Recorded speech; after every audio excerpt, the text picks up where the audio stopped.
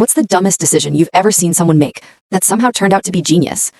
My old roommate, Jake, was one of those guys who lived life like it was a movie, dramatic, loud, and totally unpredictable. One evening, he pulled into our driveway, grinning ear to ear, behind the wheel of a shiny new car. I just stood there, jaw on the floor. "Dude, tell me you didn't buy that," I said. "Oh, I did," he said, tossing me the keys like he'd just won the lottery. "You spent your entire savings on a car? You can barely pay rent." He laughed. "Relax, man. Sometimes you just gotta live a little." At that moment, I thought it was the dumbest decision I'd ever seen anyone make. Jake wasn't rich, far from it. He'd been working double shifts at a cafe just to keep up with bills. And now, he was broke, but with a brand new set of wheels. That night, he insisted we take it for a spin. I rolled my eyes, grabbed my jacket, and climbed in anyway. "At least let me pick the playlist," I said. The car smelled like fresh leather and poor financial planning. We laughed, drove through empty streets, and for the first time in weeks, Jake actually looked happy. Then, it happened. We were cruising down a 2-lane highway just outside town when I saw the headlights.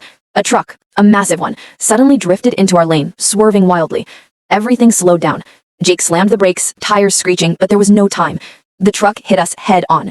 The sound was deafening, metal twisting, glass shattering. I felt my chest slam against the seatbelt as the world spun. When the car finally stopped moving, there was smoke everywhere. My ears rang. I turned to look at Jake. He was coughing, bleeding from a cut on his forehead, but alive. We kicked the doors open and stumbled out into the cold night, shaking but breathing. The truck driver was passed out at the wheel, drunk out of his mind. A police officer later told us, "If you two had been in anything smaller or older, you wouldn't have made it." That dumb car Jake bought, it had one of the highest safety ratings in its class. Reinforced steel frame, multiple airbags, the works. The tow truck pulled what was left of it away at dawn. I looked at the crushed front end and shuddered.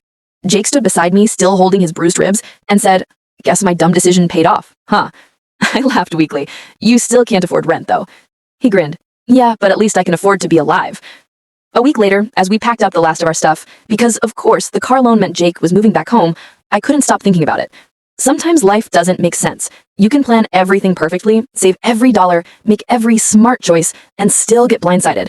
And sometimes the dumbest thing you ever do turns out to be the reason you're still here to tell the story.